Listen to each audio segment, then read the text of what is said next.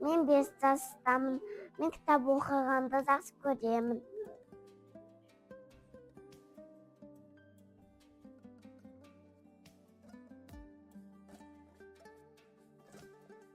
Балалар, бүгін біз қазақтың ұлы ақыны Абай Құнанбайұлы туралы әңгімелесеміз.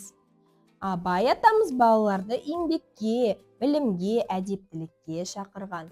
Оның ғылым таппай мақтанба атты өте тамаша өлеңі бар.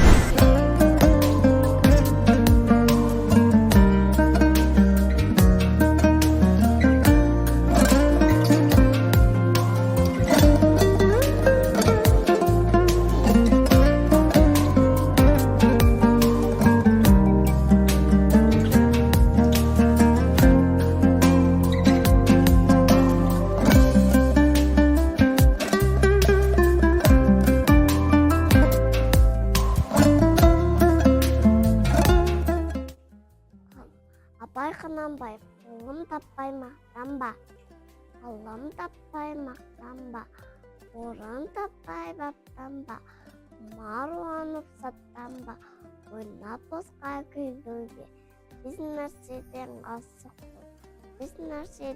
асық бол, адам болам десеңіз, біреуін өмірдің алдында, оған қайғы іздесеңіз, өсек өтірік мақтаншақ, Кенсек бекер мол саспақ, бес дұспанын білсеңіз, талап, еңбек, терең ой, қанағат, рахым, ойлап қой.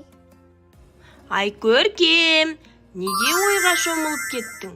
Абай, сіз Абай атамыздың туралын айтқанда, мен өзімді кітапханада жүргендей сезіндім. Абай атамыздың кітабын тауып өлеңін оқыдым. Абай атамыз бізді білімді болуға шақырады. Дұрыс айтасың, Ай Көркем. Абай атамыздың өлеңін оқыған бала тәрбиелі, білімді болып өседі.